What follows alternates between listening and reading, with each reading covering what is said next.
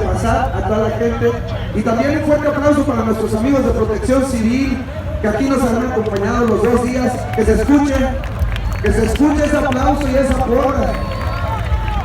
Muchas gracias a todo el equipo de Protección Civil. Le recordamos a todas las personas que están aquí que nos van a ayudar a iniciar el ritual de la fogata. Vamos a iniciar un conteo, ¿ok?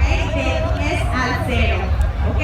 Entonces necesitamos la ayuda de cada uno de ustedes en lo que se están alistando. Me dicen ya que estén listos para iniciar con el conteo.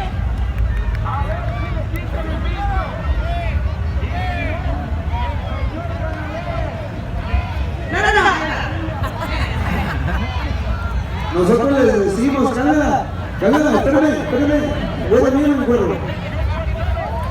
Ahí va. Y los seguimos invitados a que sigan disfrutando y que en esta edición de Nuevo Laredo Grill Fest 2019, ahorita vamos a seguir. Recuerden que esto no acaba, pero este encendido de fogata es el encendido de fogata que tradicionalmente hacen los equipos ganadores. Y en esta ocasión le toca al equipo No Somos Compas.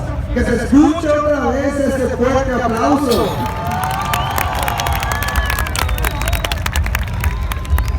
Y también un agradecimiento muy especial a la Asociación Nacional de Fogateros de México.